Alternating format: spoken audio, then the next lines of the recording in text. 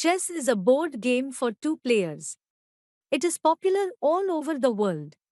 It is played on a board with 64 small squares. Half of the squares are white, and the other half are black.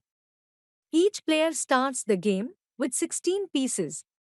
The pieces are different shapes and move in different ways. The most important pieces in chess are the queen and the king. The goal of the game is to take the king of the other player. If a player takes the opponent's king, the game is over. During the game, one player uses white pieces and the other uses black pieces. The player using white always moves first. Players take turns, moving their pieces to different squares of the board. There are rules about how pieces move. Chess is often played in competitions called chess tournaments. It is enjoyed in many countries and is a national hobby in Russia.